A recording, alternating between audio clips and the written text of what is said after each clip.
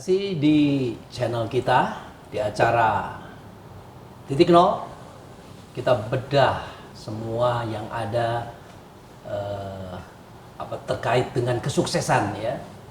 Nah, kita lanjutkan segmen ini dengan bagaimana cara mengembangkan bisnisnya dan bagaimana trik mengumpulkan atau mendapatkan customer yang begitu banyak dan berkelanjutan. Oke, Om Eri, lanjut. Ya, terima kasih Om Yus. Kita kembali ke Jessica, narasumber kita yang luar biasa ini. Luar biasa. Muda, umur 21 cantik, tahun. dan sejoli. Iya, sejoli. Bisnis sejoli. Itu yang harus ditekankan. Ya. Jessica, cerita 300.000 itu sudah menjadi cerita manis untuk Jessica. Itu sudah lewat. Jessica sekarang sudah berhasil, secara materi sudah terlihat, udah punya ruko. Dulu pakai motor ya? Iya. Kemana-mana. Sekarang Betul. udah punya mobil. Wih, Nah, Jessica, yang saya ingin tanyakan sekarang, gimana cara Jessica mengembangkan usaha dari yang minim tadi, modal yang minim, tentunya produk juga yang jumlahnya minim, sekarang sudah menjadi perusahaan yang seperti ini? Pastinya promosi sih. Promosinya penting karena kan ini basisnya online. Jadi kita pakai semua platform, pakai Instagram, pakai Twitter, pakai TikTok, bisa semua marketplace dan itu tuh gratis kan. Jadi tinggal upload aja dulu, mulai aja dulu, terus udah gitu setelah misalnya udah upload, kita tinggal mikirin nih kita cara mau pakai promosinya tuh kayak gimana. Kalau di Raica sendiri kita banyaknya emang endorse. Nah, kita endorse tuh dari yang nano sampai yang mega, semuanya kita endorse itu satu-satu. Coba nano sampai mega. Mega itu apa itu? Nah, mungkin Mbak ini istilah yang masih belum banyak orang tahu ya. Jadi kalau dari nano tuh itu followersnya yang masih dari sekitar 1.000 sampai 3.000-an. Jadi di Instagram itu masih orang-orang sekitar kita deh biasanya followers gitu. Kita nano ya. Tapi bukan nano-nano loh. Terus kalau mikro itu sekitar belasan ribu, 10.000-an. Kalau udah nano, mikro, makro itu udah 100.000-an, dan kalau yang mega itu udah jutaan, biasanya kayak artis-artis kayak gitu. Kita udah apa nih? Udah di level mana nih? Kalau Jessica, kalau yang Raica ini udah sampai semuanya sih, udah kita coba satu-satu semua. Sampai yang artis-artis. Memang kalau dari awal, pas awal-awal kan belum ada ya uang buat artis-artis, makanya endorse-nya kita yang kecil-kecil dulu. Efektif tuh nggak pakai endorse itu? 2018 masih efektif. Kalau sekarang setelah banyak pengalaman, ternyata endorse tuh bukan buat dapat pembelian, dapat penjualan, bukan. Bukan ya? Bukan. Image aja ya? Jadi emang endorse tuh buat awareness-nya aja gitu. Ketika orang lihat, oh dipakai sama si artis A nih. Tapi kan belum tentu semua orang beli. tadi dibilang 2018 masih efektif. Iya. Sekarang tidak. Iya. Apa yang menjadi penyebab kok sekarang jadi tidak gitu? Karena di dunia kecantikan kan setiap brandnya hampir ada terus setiap hari. Makanya mungkin orang-orang udah lumayan kurang percaya gitu sama influencer. Sama kadang kan ada yang mereka endorse satu hari bisa produk yang sama 3. Makanya bikin orang tuh makin bingung nih. Ini beneran gak sih endorse-nya? Ini beneran gak sih reviewnya? Itu sih yang jadi pertimbangan, makanya beda 2018 sama sekarang. Itu pakai endorse itu barter atau bayar waktu itu? Bayar, tetap bayar. Bayar ya, bukan barter produk ya? Bukan, pasti bayar. Karena kecuali kalau misalnya brand kita udah punya nama, kita mungkin bisa kirimin mereka. Tapi balik lagi, keputusan buat upload atau enggak itu tergantung mereka, karena yang namanya juga gratis ya, kita nggak bisa harapin orang buat upload atau kayak gimana gitu.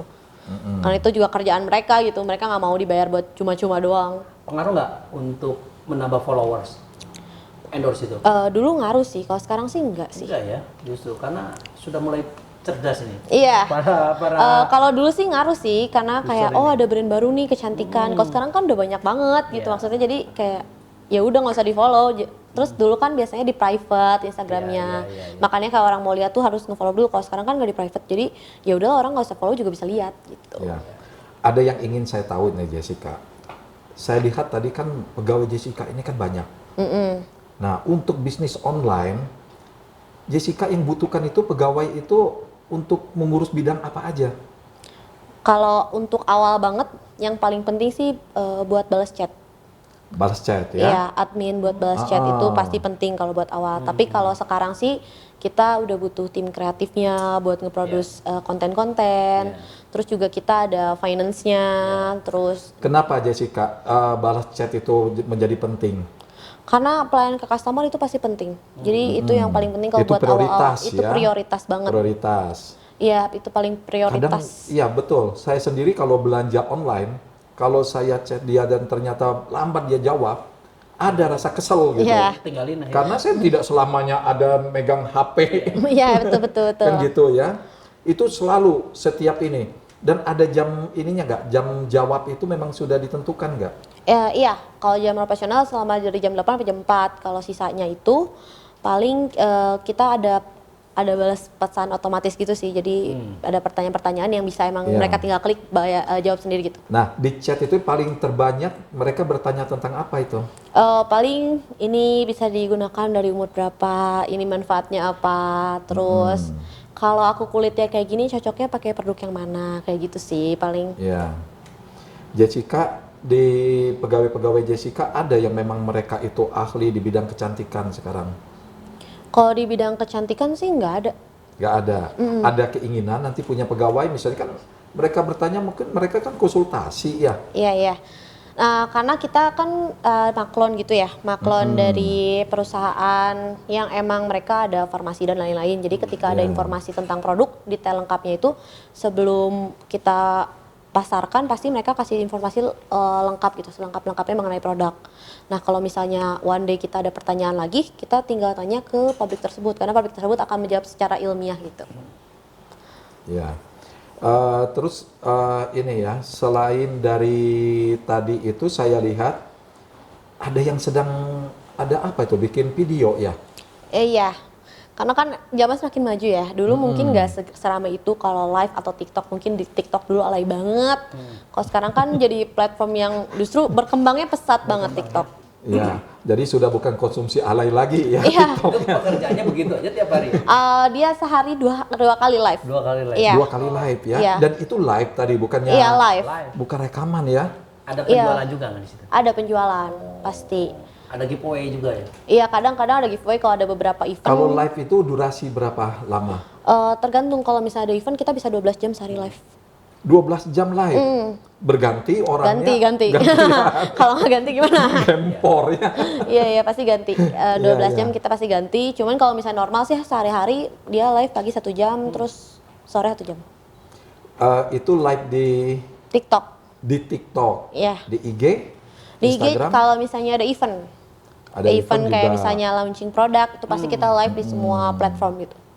Menurut Jessica memang efektif ya membuat video ya untuk Iya. marketing ya. Pasti kalau zaman sekarang itu kalau misalnya nggak punya modal buat endorse, tinggal ke TikTok.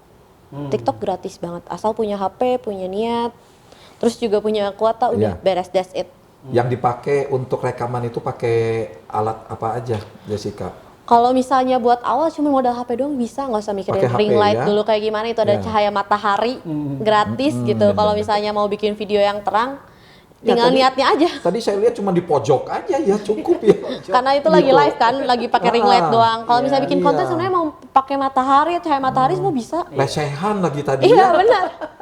Studionya nyempil segitu. Iya, jadi Bisa tidak jalan. tidak perlu dibikin studio khusus Iya, ya benar. sebenarnya ya. Yang penting niatnya itu tadi. Yang penting ada niatnya sih sebenarnya. iya. Makanya kalau misalnya sekarang tuh menurut aku lebih mudah kalau misalnya baru mulai terus kayak mau butuh sarana promosi itu udah lebih mudah sih, bisa ke TikTok karena TikTok tuh nggak usah bayar apa-apa gitu. Iya, gratis. Sih. Punya kiat nggak untuk membuat pegawai-pegawainya Jessica menjadi loyal sama Jessica?